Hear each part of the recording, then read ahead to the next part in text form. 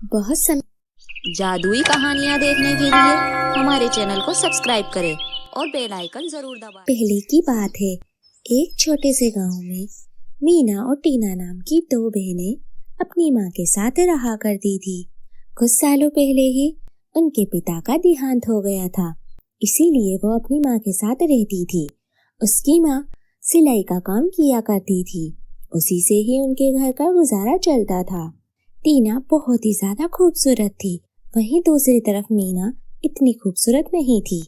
मीना टीना की बड़ी बहन थी, लेकिन टीना कभी भी अपनी बड़ी बहन की बात नहीं मानती थी और उसके रूप रंग का मजाक उड़ाया करती थी। टीना का स्वभाव बहुत अलग था, वो बहुत ही ज्यादा घमंडी थी। वहीं दूसरी तरफ मीना बहुत ही ज्यादा दयालु और समझदार थी। वो दूसरों की मदद भी किया करती थी, लेकिन उसे लोगों के ताने सुनने पड़ते थे। अरे देखो देखो, काली जा रही है। इसको अपने घर में रखता ही कौन है, इसे तो निकाल देना चाहिए। ऐसी लड़कियों की वजह से तो मनहूसियत फैलती है। देखो मीना, मेरे साथ मत आया करो, तुम्हारी वजह से मेरी भी इज्जत खराब होती है। एक तो तुम काली हो, ऊपर से लोग तुम्हारा मजाक उड़ाते हैं, और जब मुझे तुम्हारे साथ देखते हैं तो मेरी क्या ही इज्जत रह जाती है। इसीलिए तुम मेरे साथ मत आया करो। मुझे तो तुम्हें अपनी बहन बोलते हुए भी शर्म आती है। मीना अपनी छोटी बहन की बात चुपचाप सुन लेती है, वो उसे कुछ नहीं कहती है, लेकिन उसका मन बहुत उदास था। वह अकेले में ही बैठकर रोया करती थी। अब तो टीना मीना के साथ स्कूल भी नहीं जाती थी, वो उससे अलग ही रहती थी। वो उसके साथ बैठती भी नहीं थी और ना ही अपने दोस्तों से उसे मिलवाती थी। अपनी बहन टीना का ऐसा स्वभाव देखकर मीना तो जैसे अकेली ही पड़ गई थी। उसका कोई भी दोस्त नहीं था और उसकी एक बहन थी जो भी उसका साथ नहीं देती थी और उसका इतना मजाक उड़ाती थी। एक दिन मीना किसी को भी बिना बताए घर से चली जाती है। मैं यहाँ से चली ही जाती हूँ, मेरा यहाँ रहना बिल्कुल ठीक नहीं है। माँ की और टीना की इतनी बेइज्जती होती है।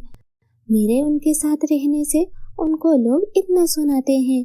मैं इतनी बदसूरत हूँ ही क्यों, मुझे तो समझ ही नहीं आता। भगवान ने आखिर मुझे इतना बदसूरत बनाया ही क्यों है, कोई मुझे देखना भी पसंद नहीं करता। मीना ऐसा सोचते सोचते जंगल के रास्ते चलने लगती है और वो जंगल के बीचों बीच पहुंच जाती है। और वो वहां पहुंचने के बाद ना उसे आने का रास्ता पता रहता है ना जाने का। अरे ये मैं कहाँ आ गई, मुझे अब बहुत ज्यादा डर लग रहा है। अब मैं यहाँ से कैसे निकलूंगी, मैं तो यहाँ पर बुरी तरीके से फंस गई हूँ। अब मैं यहाँ से कैसे निकलूंगी। तभी वहाँ पर अजीब अजीब सी आवाजें आने लगती है। वहाँ पर बहुत सारे जंगली जानवर भी थे। मीना को अब बहुत ज्यादा डर लग रहा था, इसीलिए वो नदी के किनारे जाकर बैठ जाती है और खूब जोर जोर से रोने लगती है। तभी वहाँ पर नदी में हलचल होने लगती है। ये देखकर मीना और भी ज्यादा डर जाती है और वो नदी से दूर हट जाती है। हे भगवान, ये मैं क्या करूं, यहाँ तो कभी ना कभी कुछ तो हो ही रहा है। मैं यहाँ से कैसे निकलूंगी। तभी वहाँ पर नदी से एक परी निकलती है और वो कोई मामूली परी नहीं थी, वो एक जल परी थी। उसे देखकर भी मीना डर जाती है, क्योंकि उसने कभी ऐसा दृश्य नहीं देखा था। तभी वो जलपरी बोलती है, अरे मीना, तुम मुझसे डरो मत, मैं तुम्हारी मदद करने आई हूँ। आप कौन है और आप मेरा नाम कैसे जानती हैं?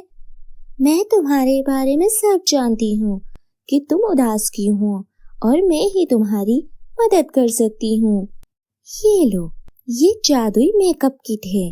इसे अगर तुम अपने चेहरे पर लगाओगी तो तुम्हें इसका जादुई असर दिखाई देगा।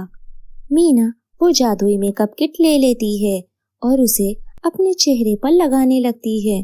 जैसे ही वो जादुई मेकअप किट का यूज करती है, उसका चेहरा एकदम से बदल जाता है। वो परी की तरह सुंदर दिखने लगती है। अरे वाह, ये तो कमाल ही हो गया, मैं कितनी खूबसूरत लग रही हूँ। अगर ये बात माँ को पता चलेगी तो वो कितनी खुश होंगी और लोग भी मेरी तारीफ करेंगे और मुझसे दूर नहीं भागेंगे और मेरी छोटी बहन भी अब मेरे साथ हमेशा रहेगी। हाँ हाँ मीना, तुम सही कह रही हो, लेकिन इसको गलत हाथों में पड़ने मत देना और इससे तुम जो चाहो वो मांग सकती हो। तुम्हारी हर ख्वाहिश पूरी होगी। मीना परी का धन्यवाद करती है और वहां से चली जाती है और वो सारी बातें जाकर अपनी माँ को बताती है। टीना भी अपनी बहन के जाने से बहुत दुखी थी। वो भले ही अपनी बहन से दूर रहती थी, लेकिन वो अपनी बड़ी बहन से बहुत प्यार करती थी। वो बस लोगों की बातों में आ जाती थी। मीना के आ जाने के बाद टीना अपनी बड़ी बहन से माफी मांगती है और सब हंसी खुशी से रहने लगते हैं। जादुई कहानियाँ